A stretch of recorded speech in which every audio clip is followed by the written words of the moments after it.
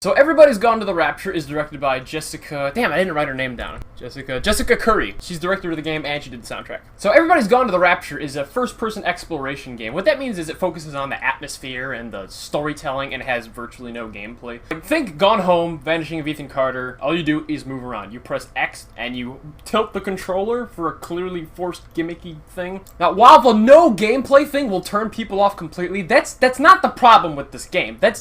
I get it, it's hard to call it a game because there's nothing to do. You just watch and listen. That's not enough for some people. I get it, that's fine. Though it takes place in an English village where every door is locked.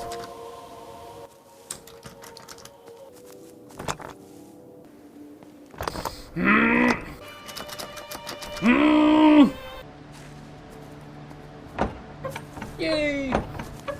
So the world just ended, and you're trying to discover why, and you're like moving around, and there's this little glowing light orb who's like leading you around and showing you like these little flashbacks of people interacting, and you listen to their dialogue, and you look at environmental cues, like stuff you find around the world, and you try to piece together what happened. Benjamin, Georgie, leave it alone. It might have fleas. Hello, Amanda. What are they up to? Oh, they found another dead bird. I do wish the council would clean them up. Well, apparently they're saying it's a flu epidemic, and I gather they'll be closing the roads and stations, so they're worried enough for that. Oh, for goodness sake. Well, you don't mess about with the flu outbreak, I suppose, but look, I'm just saying, if you were planning on taking the kids to Wales, now might be the time to do it. Well, thanks, Barbara. I'll have a word with Neil, see what he thinks. Now, George, Benjamin, for God's sake, leave it alone! So it's a PS4 exclusive, but you can tell this game clearly should have been on PC. So you know, like everyone's bitching about, oh, I bought The Witcher on the PS4, and then I'm complaining about the graphics being not good. It's because I'm not sure if my computer can handle Witcher 3. I know my computer can handle Vanishing of Ethan Carter on PC, the most beautiful looking game I've ever seen. Like, you look down at the ground, it looks real. It's a photo of the ground. It's ridiculous how good that game looks. And it's an indie game too, but I'm getting sidetracked. So the game it's pretty. It's like there's the trees and the fields and little oats and corn and shit, and like the light beams coming down, and it's very pretty. But graphically itself, unimpressive. Like, you get up close, you can tell the textures aren't very good, and like the shrubbery and the leaves, they do that like 1 to 2 dimensional lines of leaves, or if you go from the right angle, all you see is X's. The story itself, I like. I was intrigued by what was going on. I wanted to find out what happened. And the dialogue and the acting is pretty good. And there's some moments, because there's like little chapters that say like a character's name is like Jeremy, and the climax of each of those is like some really big event. Those are heart-wrenching. Those are so good. They're upstairs. They were tired, and Neil said they could take a nap in the bed, and we thought Barbara wouldn't mind as they're only children, and I was so tired, so Neil took them up. He took them upstairs to tuck them in. And? That was 6 hours ago. He never came back down. Just be too frightened to go look. And they're accentuated by the fantastic soundtrack. You got like an orchestra, and you got like choir swells, and there's a female soloist who reminds me of Lord of the Rings. Come back to the village with me. I'm not so far from Stevens now. I need to find my son. It's what Eddie would have done. Yes. I suppose it is. Full marks for soundtrack. And the soundtrack combined with the voice acting and these little lights that just kind of here in front of you, creates some really beautiful moments. That aspect of the game is good. However, where the game falls flat on its ass is the movement speed.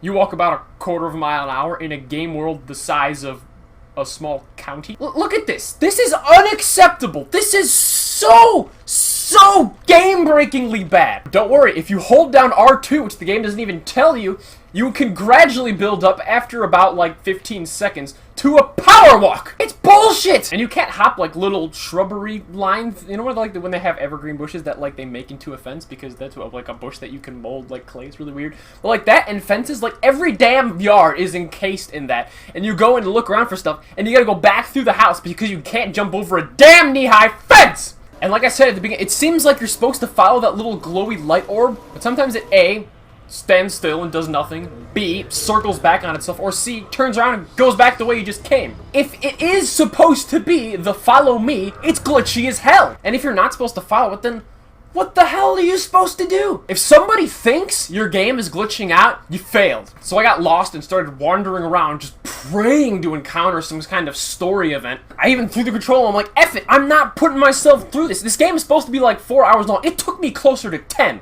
So I opened YouTube and skipped through a walkthrough to try to find something I hadn't seen before, and so I went to the windmill, and then I finally got back on track, and the light orb thing did successfully lead me through the rest of the game. I think. Because I don't know, because there's no way to knowing if you missed anything, because apparently, from the start of the game, you can just go right to the ending place and then just see the ending, which is shit game design. There needs to be some kind of map that you can carry with. Alright, no, and those little boards, that doesn't count. That's not even close to good enough.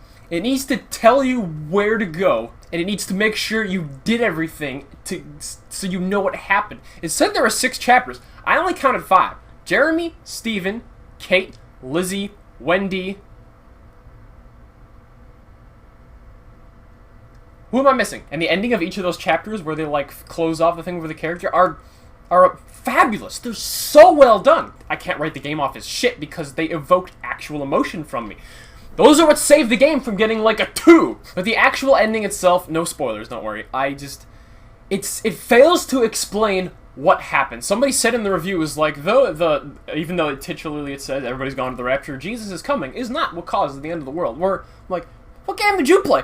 From what they told me, that was still a very possible outcome. And it starts rambling about this philosophical bullshit about, oh, it's the meaning of life and love, and no, that's not an ending. Everybody's Gone to the Rapture is not a good game. What it is a good thing of is a test of your patience. In my comment section, if anybody dares try and defend that slow-ass movement speed, which is, oh, they're just trying to get you to take in the videos, like, no, you don't force people to do that. If your game world is pretty enough, they'll do that on their own. If anybody dares defend that, your ass is gone. I'm deleting those comments without a hesitation. Even if you have like a really good comment, like, oh, I agree to disagree, but I think the movement speed is deleted off my channel. I don't want to hear that shit. Forcing a game to be longer than it is by slowing down your movement speed is evil. And that's it. Don't buy the game. Buy the soundtrack. Soundtrack is amazing. And that brings it to an average score of 5 out of 10. Not positive. Not good enough to warrant a purchase. Damn shame. They had a great idea. They just executed it so damn poorly. Thank you for watching. I'm Wesley Tomsky. Like, share, subscribe, comment. With God on our, mine, and your side, we shall prevail.